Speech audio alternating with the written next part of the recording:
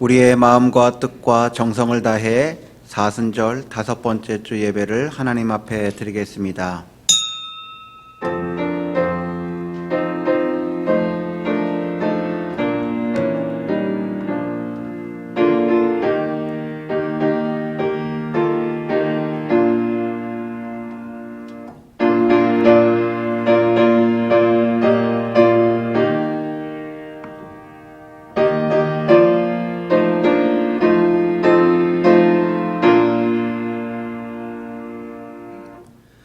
그러므로 형제들아, 우리가 예수의 피를 힘입어 성소에 들어갈 담력을 얻었나니 그 길은 우리를 위하여 휘장 가운데로 열어놓으신 새로운 산 길이요 휘장은 곧 그의 육체라.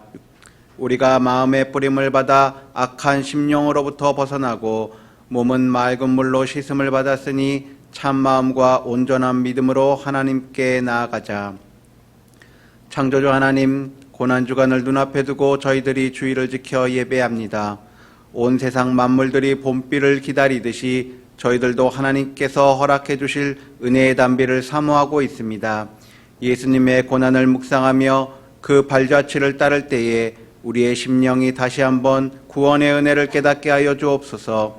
오늘도 주의 종을 통하여 들려주시는 말씀을 통해 십자가의 사랑을 마음에 새기게 하여 주옵소서. 또한 우리가 드리는 예물과 기도와 헌신을 받으시고 홀로 영광을 거두어 주옵소서. 예수님의 이름으로 기원하옵나이다. 아멘.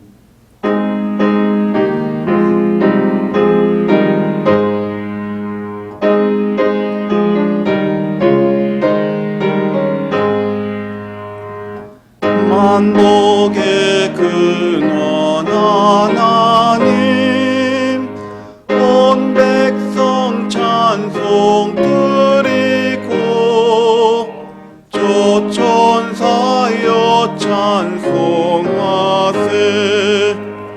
찬송 성부 성자 성령.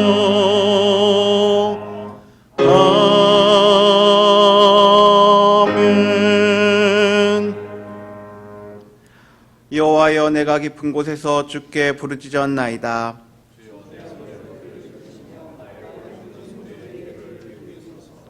여호와여, 주께서 죄악을 지켜보실진데 주여 누가 서리이까.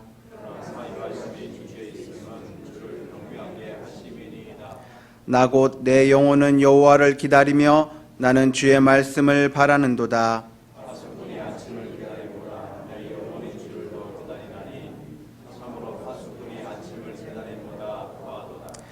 이스라엘아, 여호와를 바랄지어다. 여호와께서는 인자하심과 풍성한 속량이 있음이라.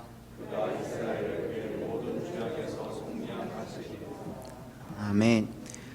나는 전능하신 아버지 하나님 천지의 창조주를 믿습니다. 나는 그의 유일하신 아들 우리 주 예수 그리스도를 믿습니다. 그는 성령으로 잉태되어 동정녀 마리아에게서 나시고 본디오 빌라도에게 고난을 받아 십자가에 못 박혀 죽으시고 장사된 지 사흘 만에 죽은 자 가운데서 다시 살아나셨으며 하늘에 오르시어 전능하신 아버지 하나님 우편에 앉아 계시다가 거기로부터 살아있는 자와 죽은 자를 심판하러 오십니다. 나는 성령을 믿으며 거룩한 공교회와 성도의 교제와 죄를 용서받는 것과 몸의 부활과 영생을 믿습니다. 아멘.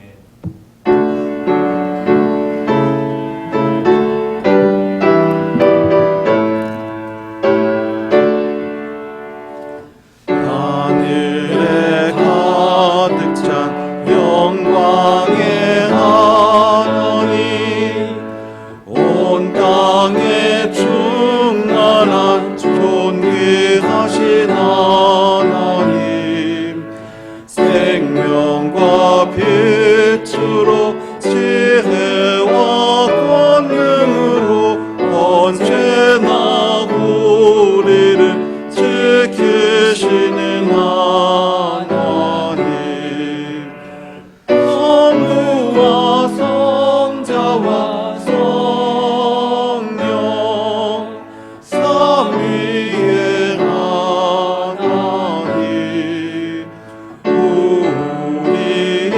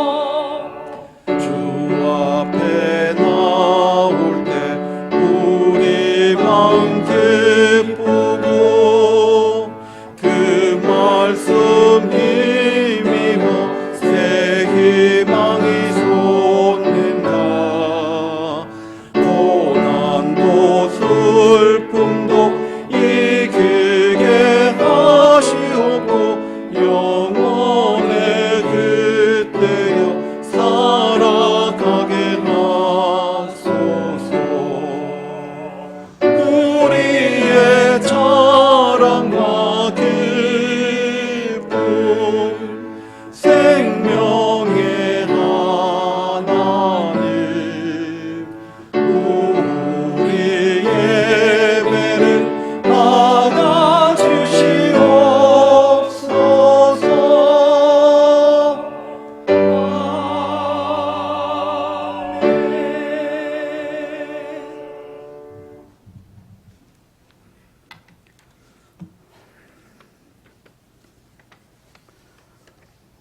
온 천지를 다스리시는 전능하신 아버지 하나님, 우리들을 위해 독생자 예수를 이 땅에 보내주시고 십자가의 고난을 당하신 고난주간 주님을 생각하며 한 주간을 보내게 하심을 감사드립니다.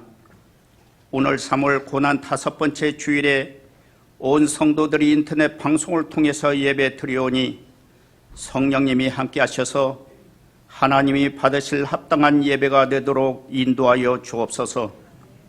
이제 만연한 봄이 되어 산과 들에는 푸른 새싹과 꽃들로 자연의 봄 소식은 찾아왔지만 아직 우리나라와 세계는 코로나 바이러스 전염으로 두려움과 공포에서 벗어나지 못하고 경제 위기로 사유와 가정과 우리들의 일터까지 힘들게 하고 있습니다.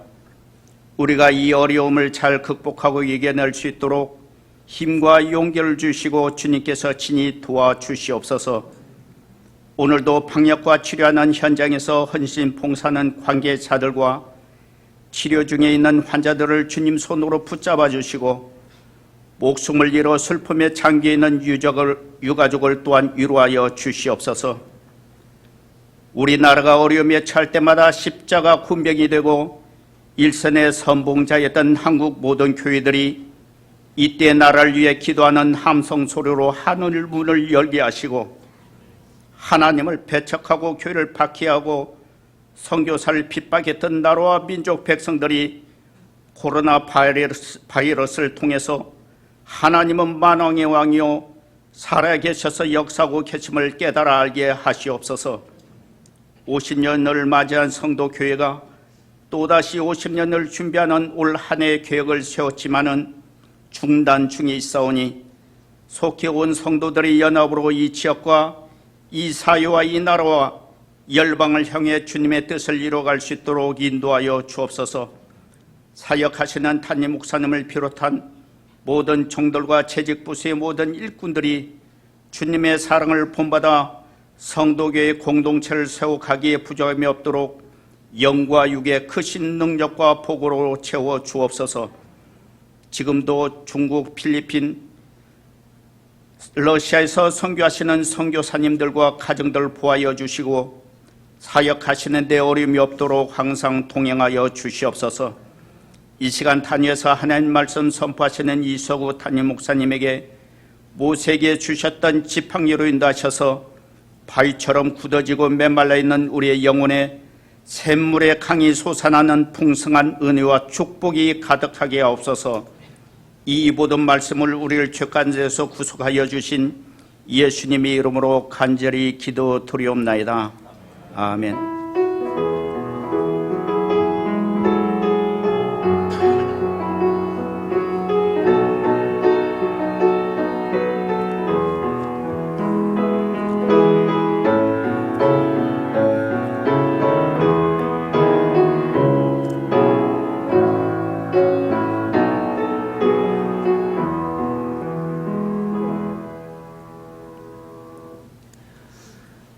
이 시간 우리에게 주신 하나님의 말씀은 요한 1서 1장 8절에서 10절 말씀입니다.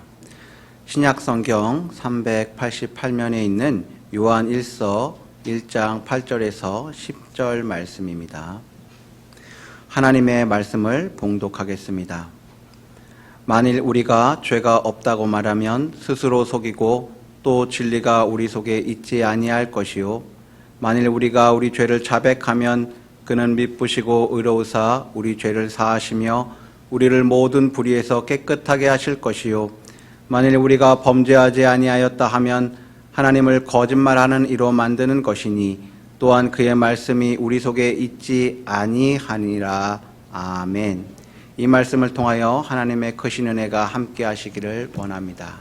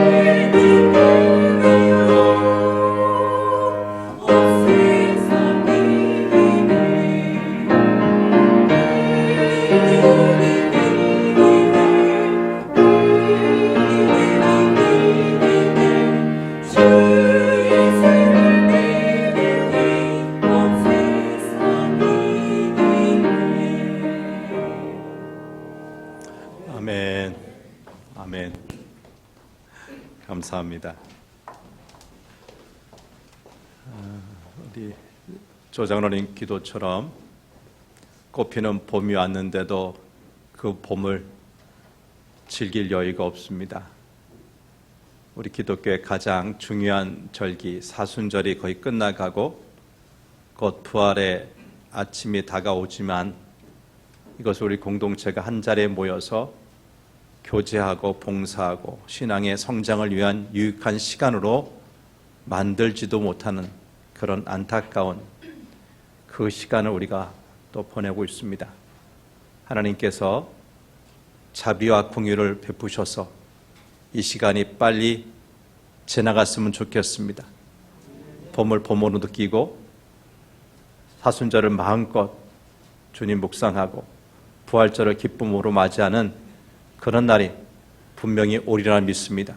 그날을 준비하면서 오늘 예배 또 우리가 최선 다해서 영과 진리로 드리면 좋겠습니다. 성경을 대표하는 로마서 3장 10절은 의인은 없는데 단 하나도 없다. 세상 60억, 70억 인구 가운데 단 한 명이라도 있으면 좋겠는데 단 하나도 없다. 분명히 말씀하고 있어요. 그러나 현대인들이 제일 싫어하는 단어가 뭔지 아세요?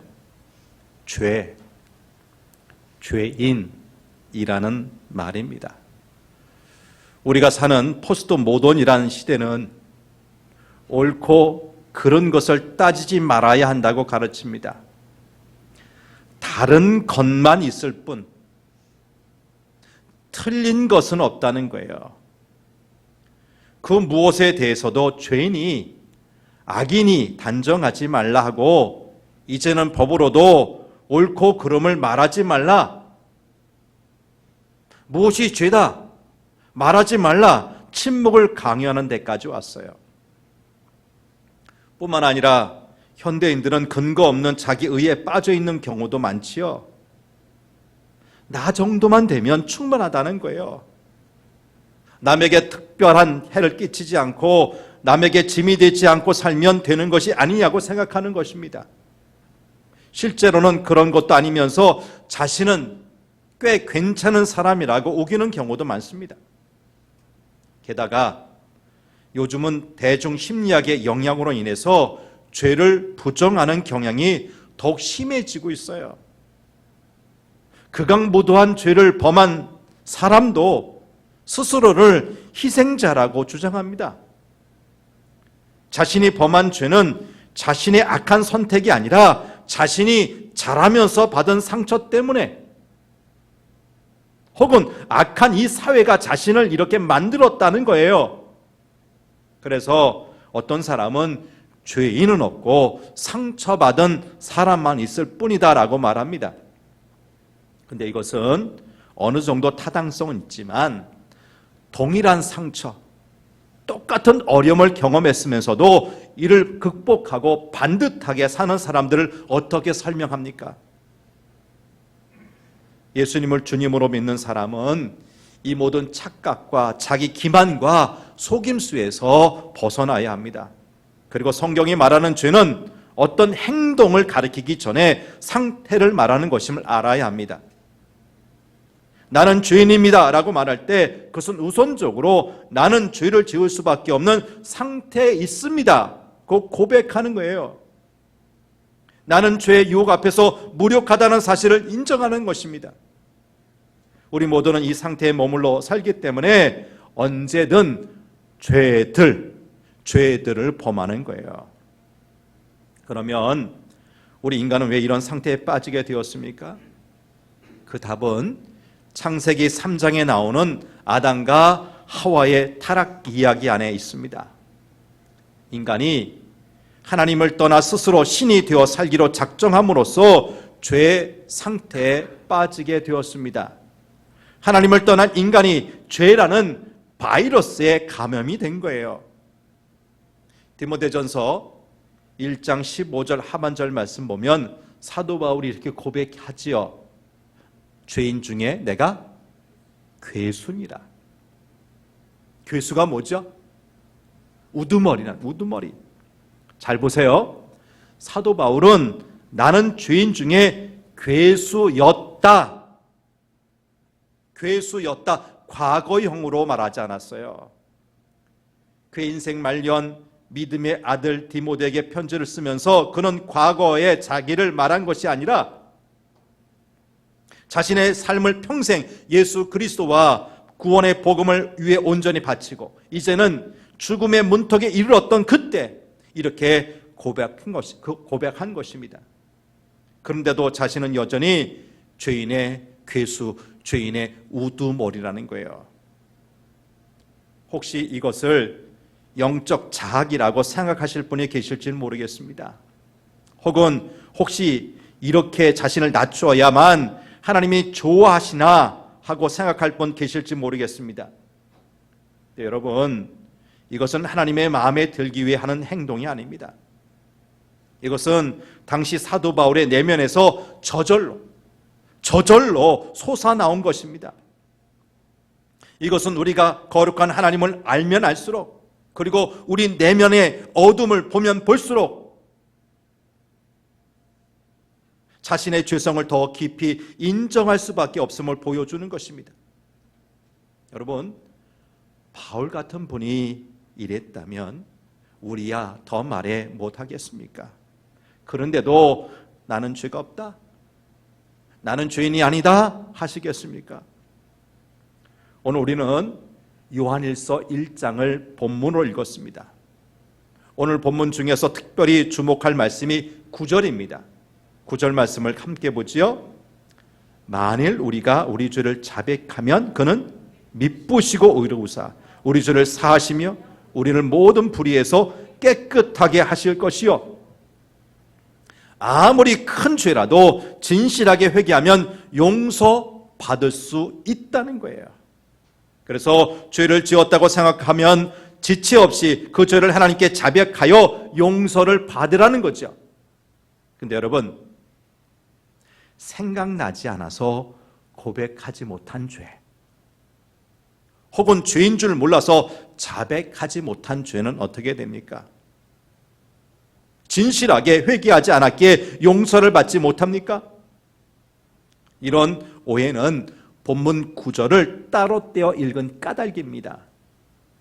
성경 해석의 원칙 가운데 하나는 앞뒤 맥락 안에서, 그러니까 컨텍스트 안에서 이해하는 것입니다. 8절과 9절을 이어서 읽으면 어떤 뜻인지 분명히 알 수 있어요. 같이 한번 읽어보죠. 이거 함께 읽습니다. 시작. 만일 우리가 죄가 없다고 하면 스스로 속이고 또 진리가 우리 속에 있지 아니할 것이요, 만일 우리가 우리 죄를 자백하면 그는 미쁘시고 의로우사 우리 죄를 사하시며 우리를 모든 불의에서 깨끗하게 하실 것이요. 여기서 사도 요한은 죄에 대한 두 가지 태도를 대조시켜 보이고 있어요. 8절은 나는 죄가 없다, 나는 죄인이 아니다라고 생각하는 사람에 대해 말한 것이고요. 9절은 나는 죄를 지었다, 곧 나는 죄인이다 라고 인정하는 사람에 대해 말한 것입니다. 그러므로 9절은 죄를 지을 때마다 그것을 자백하라는 뜻이 아니라 자신이 죄인이라는 사실을 인정하라는 뜻입니다. 여기서 자백하다라고 번역된 단어는 동의하다 혹은 같은 생각을 가지다라는 뜻입니다. 따라서 9절 말씀은 우리가 우리 죄를 자백하면이라고 하는 것보다 우리가 죄인인 것을 인정하면이라고 번역하면 더 좋을 거예요. 나는 죄인입니다라고 고백하는 것은 나에 대한 하나님의 생각에 동의하는 것입니다. 근데 반대로 나는 죄인이 아닙니다 라고 말하는 것은 10절에 나와 있듯이 하나님을 거짓말하는 분, 거짓말쟁이로 만드는 거예요. 그렇다면 누가 맞습니까? 하나님이 맞습니까? 우리 인간이 맞습니까? 하나님이 맞죠. 여러분, 9절 말씀처럼 우리가 우리 죄를 자백하면 하는 것은 나는 죄인입니다 라고 인정하는 것입니다. 이것은 곧 우리 인간이 하나님을 떠남으로 인해 죄의 바이러스에 감염되어 있음을 고백하는 것이고, 그래서 알게도 또 모르게 죄를 짓고 살아가고 있음을 인정하는 것입니다. 이렇게 우리가 하나님 앞에서 이 사실 인정하면 신실하고 의로우신 하나님은 우리의 죄를 용서하시고 우리를 모든 불의에서 깨끗하게 하신다는 거예요. 이것이 바로 예수 그리스도께서 우리를 위해 십자가에서 이루신 일입니다. 전 앞에서 죄가 어떤 특정한 행동을 가리키기에 앞서 어떤 상태를 가리킨다고 말씀드렸어요.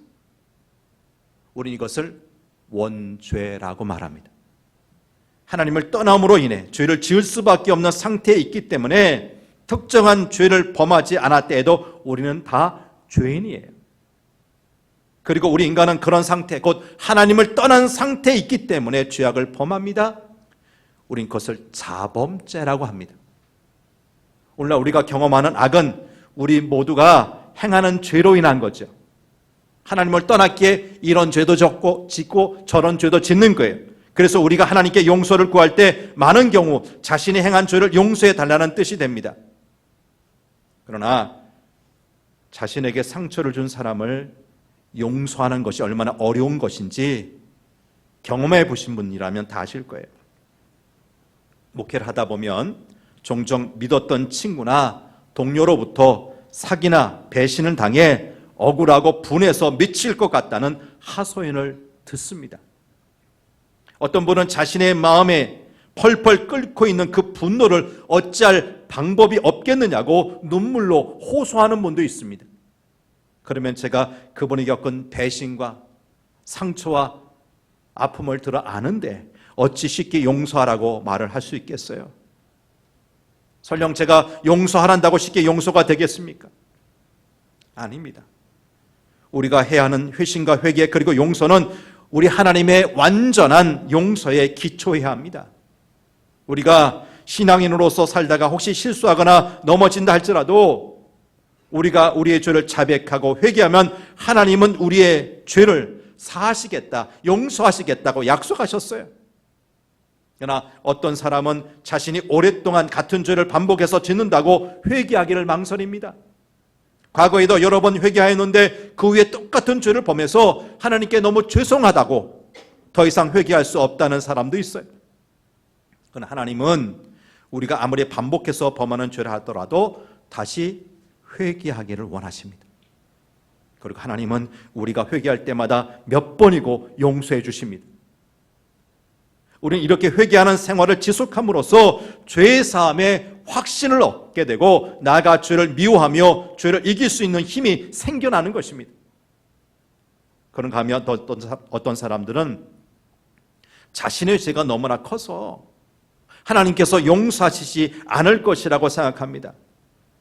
죄질이 너무 나쁘기 때문에 하나님께서도 어쩔 수 없을 것이라는 거지요. 그러나 우리 하나님 앞에는 큰 죄든지 작은 죄든지 다 죄일 뿐입니다. 하나님 앞에는 가벼운 죄, 무거운 죄가 따로 있는 것이 아닙니다. 모든 죄가 심판받을 죄이고 또 용서를 받아야 할 죄입니다. 우리가 지난 주일 말씀을 나눈 주제가 십자가와 부활이었습니다. 하나님의 아들로서 죄가 없는 예수님께서 우리의 죄를 사하시기 위해 죄인처럼 십자가에서 죽으셨습니다. 그러므로 세상에서 이 예수님의 십자가가 용서 못할 죄인이 없게 되었어요. 예수님의 보혈이 깨끗하게 못할 죄도 없게 되었어요.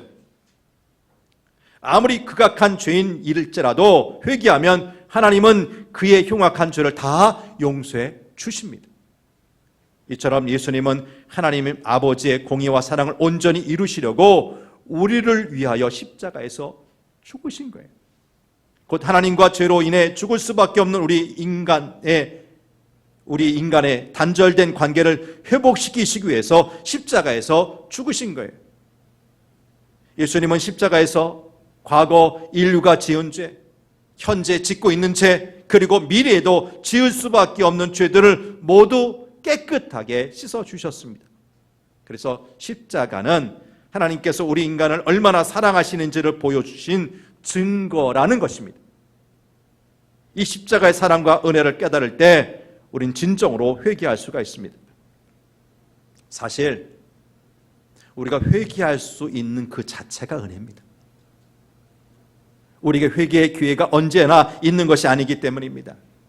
예수님 곁에서 예수님과 함께 십자가형에 처해졌던 강도 중 한 사람은 형벌을 받는 바로 그 순간에 회개하여 낙원에 이르는 은혜를 받았지만 다른 한 사람은 그 기회를 살리지 못했습니다.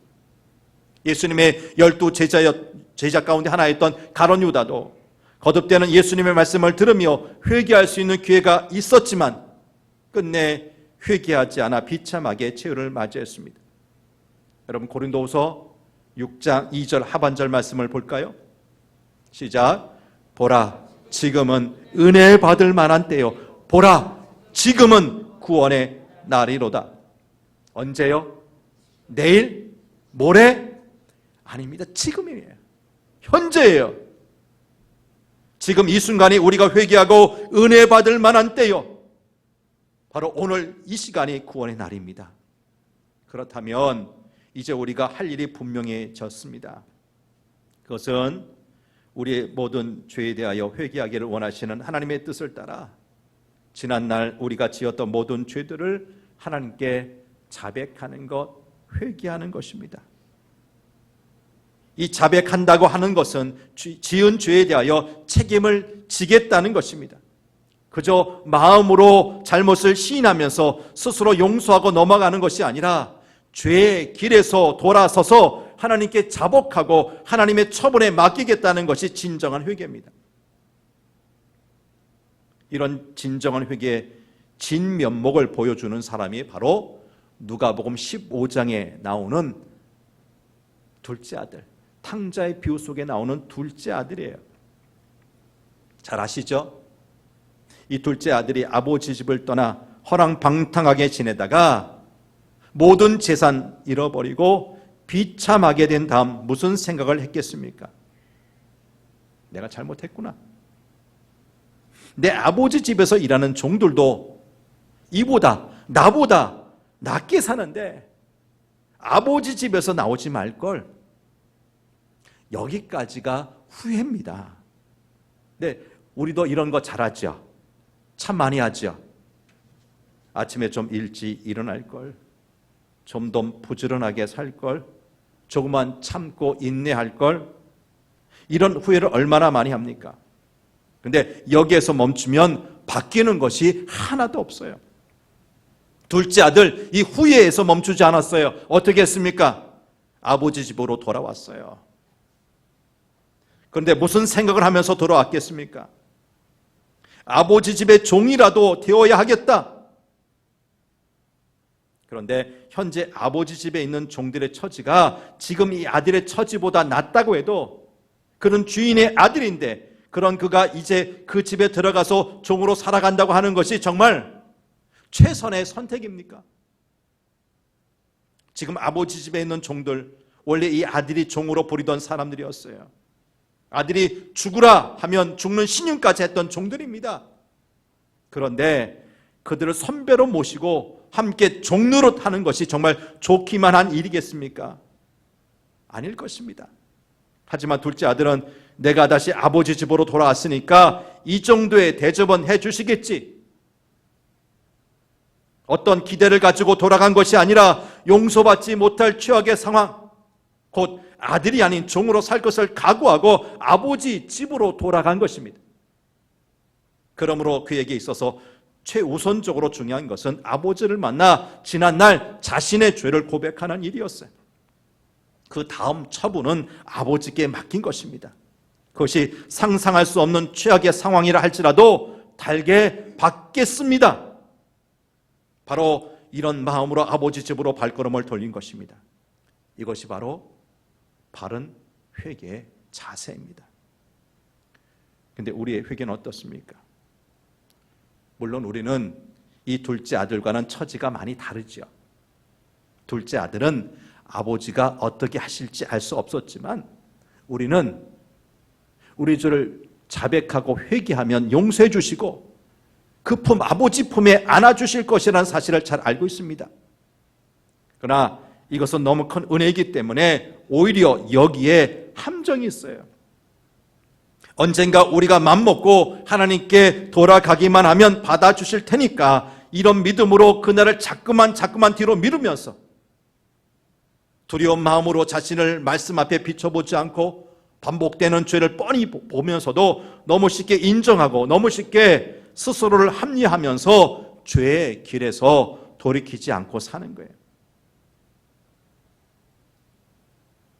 성도 여러분, 둘째 아들처럼 가던 길을 돌이켜서 원래의 자리로 돌아오는 결단이 있는 회개가 있기를 바랍니다. 하나님은 우리의 처지를 잘 알고 계십니다. 그리고 기다리고 계십니다. 이제는 우리가 돌아가야 할 때입니다. 우리를 위해 베풀어 주신 은총의 약속이 우리에게 주어져 있기는 하지만 그러나 그것을 믿고 세워라 내워라 자신만만하게 살 때가 아니라 속히 돌이켜 주님께로 돌아서야 할 때임을 아시길 바랍니다. 여러분, 의미 없는 후회나 남발하면서 시간을 허비해서는 안 됩니다. 언젠가 돌아가면 받아주실 것이라는 믿음을 핑계로 회개의 날을 자꾸만 늦추지 마십시오. 바꾸고 싶어도 안 되는 걸 어떻게 해? 난 원래 그런 사람이야. 이러한 패배주의도 이제는 과감히 버리시길 바랍니다. 그리고 지금 당장 주님께로 돌아가는 것입니다. 지금 우리에게 가장 중요한 것이 있다면 예배를 회복하는 일이 아닐까 싶어요. 아니, 우리가 감히 어떻게 예배를 회복한다 말할 수 있겠습니까? 바르게 말하면 하나님을 향한 예배가 가장 중요한 일임을 깨닫자는 것입니다. 여러분, 힘써 일할 수 있는 직장이 참 소중하지요. 우리 가족과 친구들도 얼마나 소중한 존재들입니까? 한 주간 열심히 일하다가 주말에 잠시 주어지는 시간이 얼마나 달콤합니까? 그런데 이 모든 것을 주신 분이 누굽니까? 하나님 아니십니까?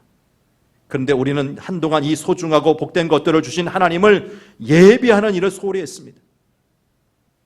예배를 드린다고 해도 억지로 드리거나 너무나 형식적으로 드렸어요.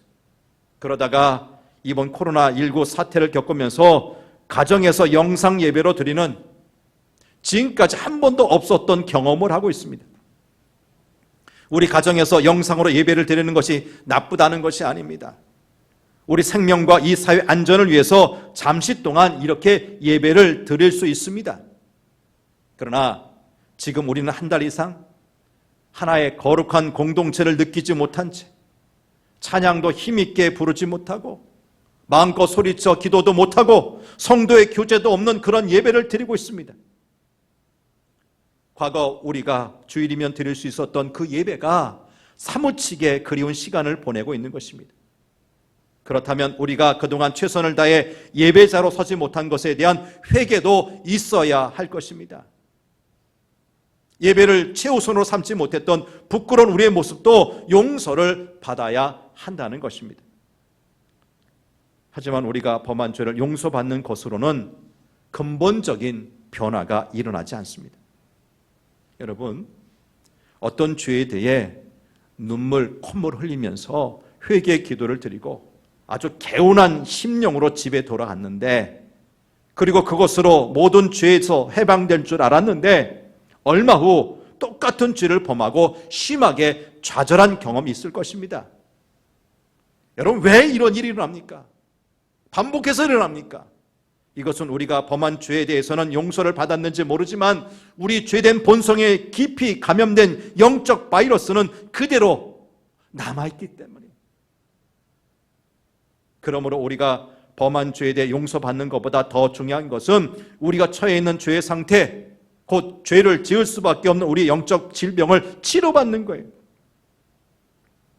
기침이 그치고 콧물이 멈춰서도 감기 바이러스 자체를 치료하지 않으면 다시 감기 증상이 나타날 수 있어요. 이번 코로나19 사태를 벗어도 한번 완치 판정을 받은 사람이 다시 이 바이러스에 감염되는 경우를 보지 않습니까?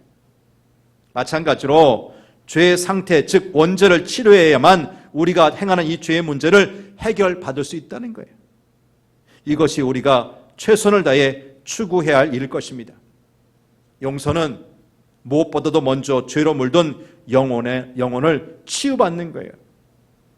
그러면 그러면 어떻게 해야 우리가 죄의 상태에서 온전히 치유받을 수 있을까요? 오늘 본문 앞에서 사도 바울은 사귐이라는 말로 그 해법을 제시합니다. 6절, 7절 말씀, 오늘 본문에서 읽지 않았는데 아주 중요한 말씀입니다. 같이 읽겠습니다. 시작. 만일 우리가 하나님과 사귐이 있다 하고 어둠에 행하면 거짓말을 하고 진리를 행하지 아니함이거니와 그가 빛 가운데 계신 것 같이 우리도 빛 가운데 행하면 우리가 서로 사귐이 있고 그 아들 예수의 피가 우리를 모든 죄에서 깨끗하게 하실 것이요. 하나님을 믿는다, 하나님과 사귄다고 하면서 옛날처럼 어둠 속에 살아가면 그는 거짓말하는 것이요 진리를 행하지 않는 것입니다.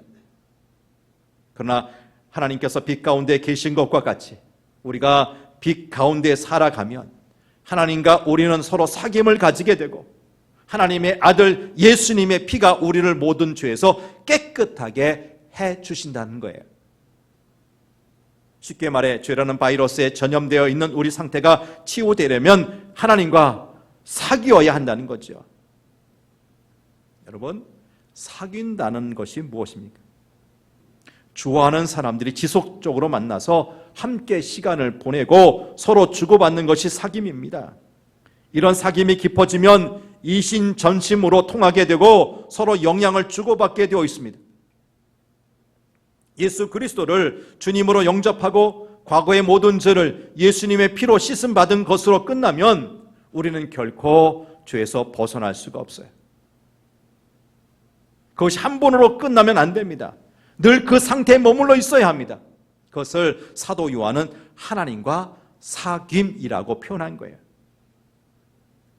우리가 늘 하나님과 사귀면서 살면 하나님이 그의 아들 예수님의 피로 우리 안에 흘러넘치게 하십니다.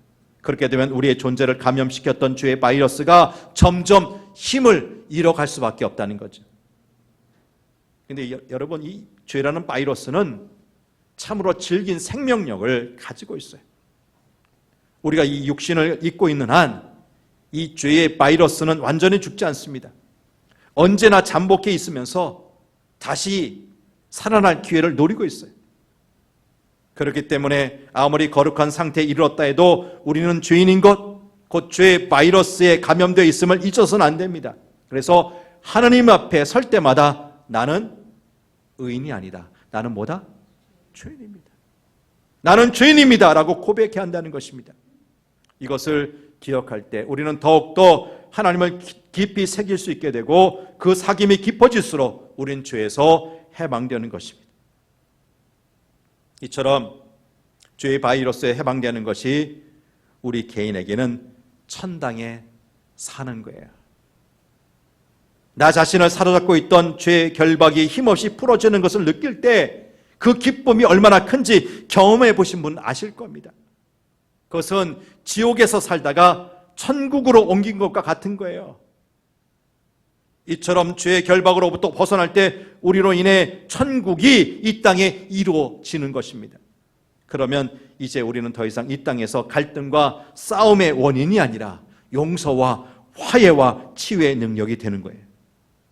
나 한 사람이 죄의 문제를 해결받으면 나로 인해 이 땅에 하나님 나라가 그만큼 더 확장된다는 말씀입니다. 그러므로 사랑하는 성도 여러분, 이제 우리는 하나님 앞에 설 때마다 나는 죄인입니다. 나는 뭐라고요? 죄인입니다. 고백하시길 바랍니다. 그리고 그 죄의 감염 상태에서 벗어나기를 소망하며 늘 하나님 앞에 머물러 사시길 바랍니다.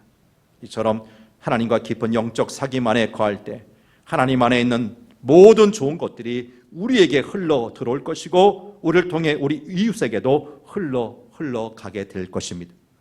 이것이 마음의 천국을 이루는 것이고 천국을 사는 것이고 천국을 확장시키는 것입니다. 부디 천국의 씨앗이 우리 모든 성도들의 마음에 심겨지고 그 씨앗이 무럭무럭 자라게 되기를 간절히 바랍니다. 하나님 아버지, 성경은 분명 의인은 없나니 단 하나도 없다고 밝히 말씀하셨습니다. 네, 현대인들은 죄 또는 죄인이라는 말을 너무나 듣기 싫어합니다. 내가 왜 죄인이야? 내가 무슨 죄를 졌어? 나만큼만 살라고 해? 우리가 흔히 듣는 이야기들입니다. 그런데 하나님, 성경은 분명 우리 인간을 하나님의 용서 없이는, 하나님의 사죄함 없이는 멸망받을 수밖에 없는 철저한 죄인이라는 것을 알려주셨습니다. 우리가 이 땅에서 죄를 짓고 사는 것, 이미 우리 안에 죄의 바이러스가 들어왔다는 표시 아니겠습니까?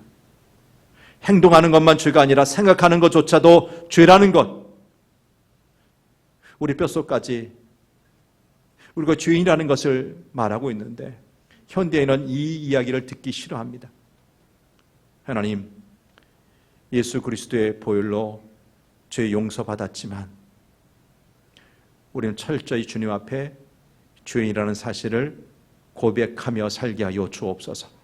그래서 예수님의 보혈로 말미암아 이 죄의 문제를 해결받기를 원하는데 일시적으로만 아니라 영원히 이 문제를 해결받기 원합니다. 그것은 우리 주님, 우리 하나님과 더불어 사귀는 것입니다. 빛 대신 우리 주님과 함께 사는 것입니다. 그럴 때 우리 속속 죄의 바이러스에 노출되었던 우리가 예수님의 밝은 빛으로 그 모든 죄의 바이러스가 사라지게 될 것이고 우리 하나님 앞에 인정받은 하나님의 자녀로 서게 될 줄 믿습니다. 이 귀한 용서와 사죄의 은혜를 우리가 누리며 살게 하여 주시옵소서. 하나님, 오랜 시간 온 성도들이 한자리에 모여서 제대로 예배드리지 못하는 이런 시간을 우리가 갖는데 이 시간을 통해서 우리가 돌아봐야 될 것이 무엇입니까? 너무나 귀한 시간이었는데 예배 시간이 우리에게 생명과도 같은 시간이었는데 그 시간이 그렇게 소중했는지 정말 귀했었는지 돌아보게 도와주옵소서. 습관적으로 드렸던 것은 아닌지 억지로 드렸던 것은 아닌지 벌받을까 봐 두려워서 드렸던 것은 아닌지 말로는 영과 진리로 드리자 했지만 그렇지 못했던 것은 아닌지 돌아보게 도와주시고 이제 하나님께서 다시금 예배의 기회를 주시면 하나님 말씀처럼 영과 진리로 하나님께서 받으실 만한 예배 드릴 수 있는 예배 공동체로 우리를 세워 주시옵소서. 오늘도 어쩔 수 없는 상황에서 가정에서 영상을 통해 이 예배에 참여할 우리 성도들 위로하여 주시고 참된 예배에 대한 소망을 품고 기도케 하여 주시옵소서. 우리 영원한 구원자 되시는 거룩하신 예수님 이름으로 기도하옵나이다. 아멘.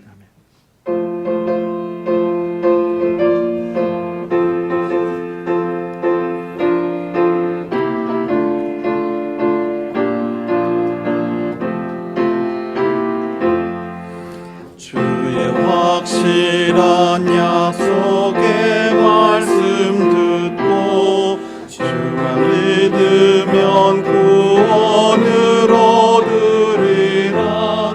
할렐루야 할렐루야 내가 예수를 믿어 그의 흘리신 피로 내 죄 씻었네.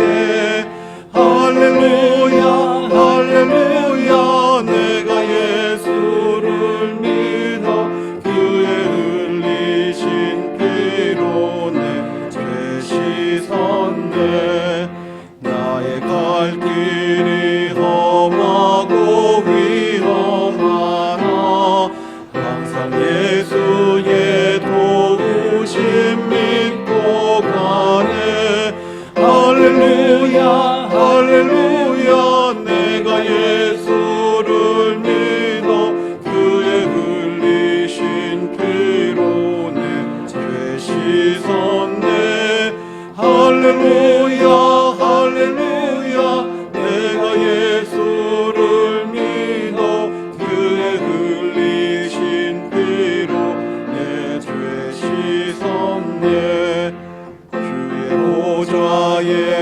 천사들 둘러서서 우리 구주를 높여 찬양하네. 할렐루야 할렐루야 내가 예수를 믿어 그의 흘리신 피로 내 죄 씻었네. 할렐루야 할렐루야 내가 예수를 믿어 그의 흘리신 피로 내 죄 씻었네. 원자들과 왕들도 반열대로 황금길 따라 나와 찬송하네. 할렐루야 할렐루야 내가 예수를 믿어 그의 흘리신 피로 내 죄 씻었네. 할렐루야 할렐루야 내가 예수를 믿어 그의 흘리신 피로 내 죄 씻었네. 우리 모두 다 그 반열 뒤따르며 함께 즐거운 찬송을 부르리라. 할렐루야 할렐루야 내가 예수를 믿어 그의 흘리신 피로 내 죄 씻었네. 할렐루야 할렐루야 내가 예수를 믿어 그의 흘리신 피로 내 죄 씻었네.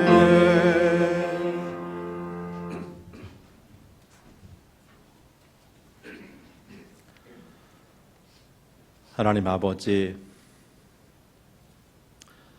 한동안은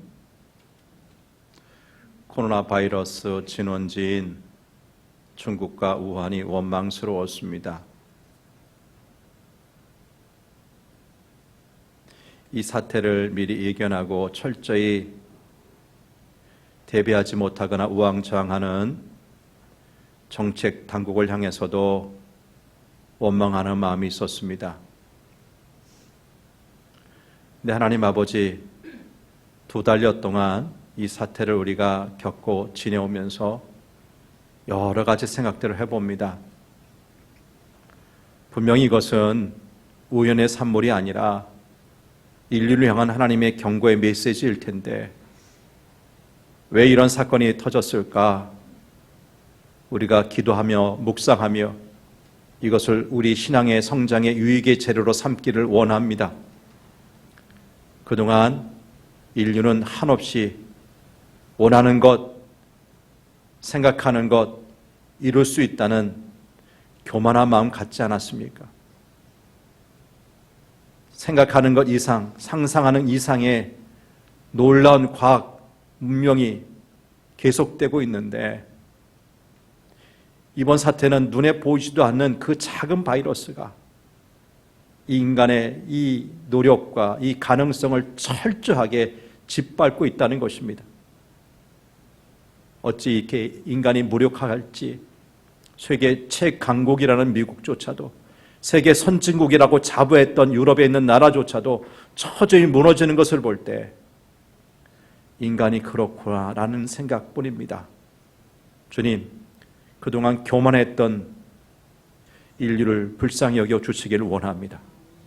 하나님 없이 무엇인가 이루려고 했던 그 노력들이 하나님 없이는 다 허사할 뿐이라는 것을 깨닫고 다시 한번 주님 앞으로 돌아오는 계기가 되게 도와주시옵소서. 너무나 소중했던 예배조차도 형식화, 의식화, 습관화시켰던 우리의 죄된 모습을 내어놓습니다. 우리도 불쌍히 여겨주셔서 이번 기회를 통해서 처절하게 주님께서 베푸신 은혜 없이는 살 수 없음을 깨닫고 바른 예배자로 서는 계기가 되게 도와주옵소서. 오늘 이 예배에 참여하며 벌써 3월의 마지막 주일 예배에 참여하며 하나님 앞에 귀한 정성, 헌물 올리는 귀한 성도들 기억하시고 복의 복을 내려주시길 원합니다. 하나님 주신 것 가운데 일부를 구별해서 11조의 인물로 드립니다. 주일헌금, 이런저런 제목의 감사헌금들, 선교, 구제, 장학 그리고 비전헌금에 참여합니다. 헌금에 담겨있는 간절한 기도의 제목, 마음의 소원 아시는 주님 풍성하게 채워주시옵소서. 그리고 이 귀한 헌금은 하나님 나라 확장하는 데 귀하게 쓰여지게 하여 주옵소서. 감사드리며 예수님 이름으로 기도하옵나이다. 아멘. 네, 교회 소식 전합니다. 벌써 교회력으로 사순절 5번째 주일을 보내고 있고요. 다음 주일은 종료주일, 2주 후는 부활주일입니다. 잠시 후에 우리 당의원들 모여서 잠깐 의논하겠는데요. 논의 주제는 어떻게 할까 하는 것입니다. 여러분 아시지만 확실하게 학생들 개학마저도 지금 결정짓지 못하고 코로나가 쉽게 수그러지지 않는 이 상황을 우리가 지켜보면서 어떻게 할까 고민이 깊습니다. 좀 시간이 지체되지 않을까 싶어요. 그렇다면 우리가 이 본래 드렸던 예배와 영상 예배를 한동안은 좀 병행해야 되지 않을까 이런 생각도 들고요. 아무튼 결정난 대로 말씀드릴 텐데 어찌됐든 간에 다음 주 우리가 예정된 대로 나가면 종료주일 성찬식 거행해야 됩니다. 근데 쉽지 않아 보입니다. 예배는 회복할지라도 성찬식을 하지 못하는 그런 상황이 왔다는 것입니다.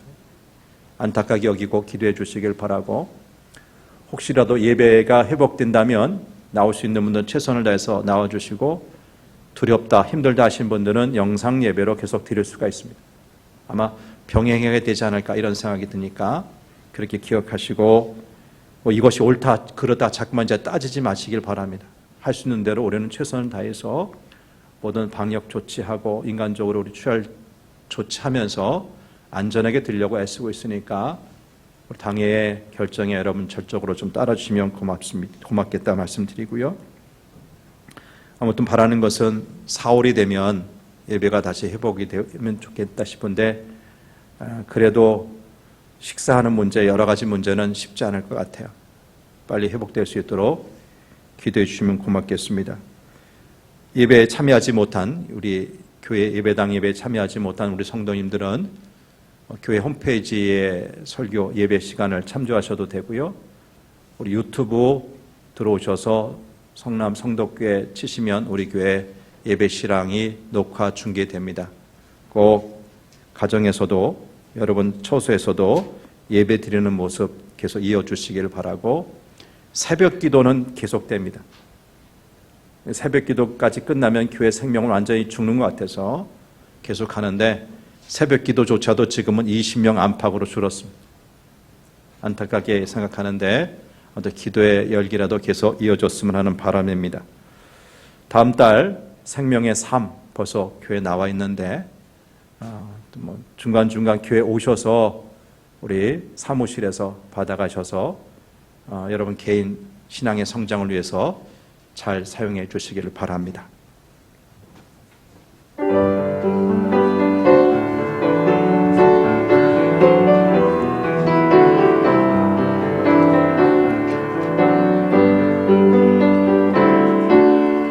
나의 사랑, 나의 생명, 나의 하나님, 영원토록 정성 다해 사랑합니다.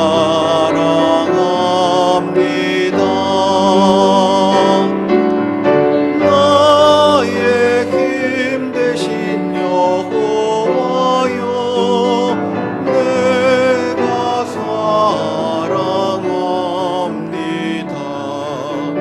영원토록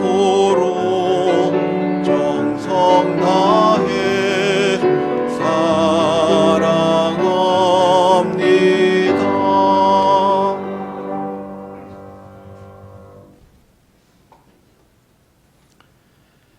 지금은 우리 구주 예수 그리스도의 은혜와 하나님 아버지의 넓고 크신 사랑과 보혜사 성령님의 교통하심과 충만하심이 나는 죄인입니다. 하나님을 떠나서는 늘 죄를 지을 수밖에 없는 그런 상태에 있는 연약한 존재라는 것을 고백하며 주님의 용서, 주님의 회복을 사모케 하시며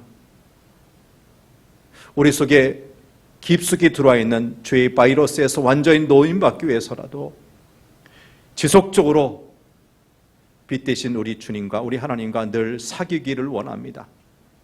그 빛으로 인해 우리 몸 구석구석 들어와 있던 모든 죄의 바이러스를 완전히 퇴치시키고 하나님의 자녀로서 온전한 천국 생활 누리기를 소망합니다.